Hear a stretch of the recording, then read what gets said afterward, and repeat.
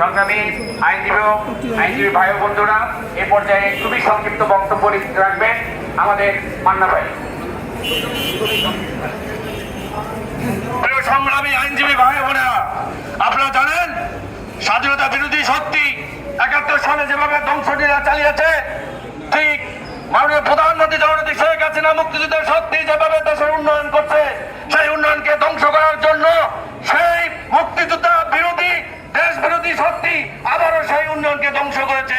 আমরা বঙ্গবন্ধুর আদর্শের সৈনিক বেঁচে থাকতে এই ধরনের ধ্বংসলীলা চালাতে দিব না, এই বলে আমার বক্তব্য শেষ করছি। জয় বাংলা, জয় বঙ্গবন্ধু।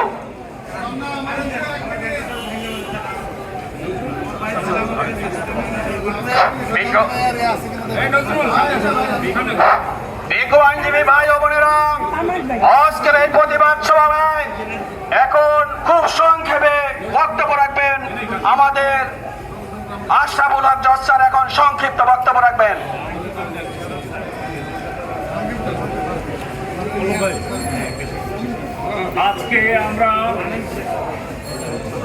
আজকে আমরা এইখানে যখন দাঁড়িয়েছি, আজকে বাংলাদেশকে যারা ৭১ সনেও স্বাধীন হতে দিতে চায় নাই, যারা মুক্তিযুদ্ধের সময় সরাসরি রাজাকার আলবদর হয়ে আমাদের স্বাধীনতার বিরোধিতা করেছিল, তারা পরবর্তী সময়েও মুক্তিযুদ্ধের সেই মুক্তিযোদ্ধাদের সেই চেতনার স্লোগান জয় বাংলা তারা উচ্চারিত করে নাই।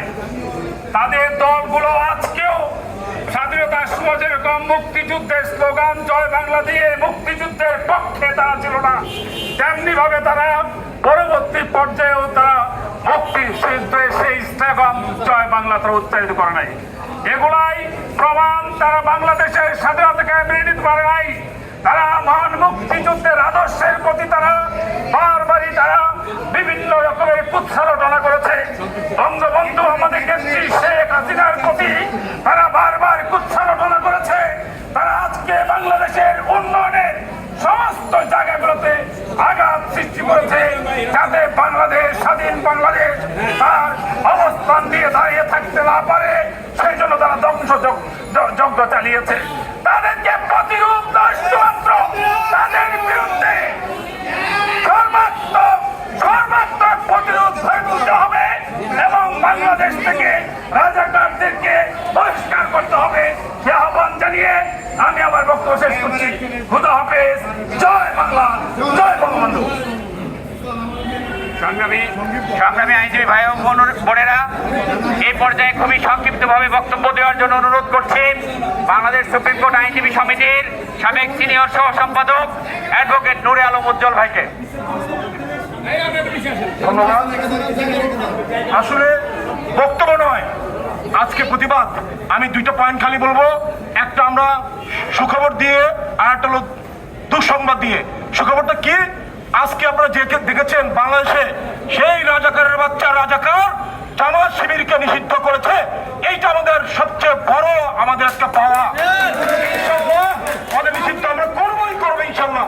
আর ২ নম্বর একটি দুঃসংবাদ হলো, আপনারা দেখেছেন আজকে যে নাগরিক কমিশন নামে একটি কমিশন হয়েছে, তাদেরকে ধিক্কার জানাই। জয় বাংলা, জয় বঙ্গবন্ধু। সংগ্রামী আইনজীবী ভাই বোনেরা, এই পর্যায়ে আমরা আমাদের জানাজা আছে, কাজে সংক্ষিপ্ত সময় শেষ করতে হবে। আমরা সবাইকে সুযোগ দিতে পারছি না, হয়তো ভবিষ্যতে সবাইকে সুযোগ দিব আমরা। আমাদের সিনিয়রের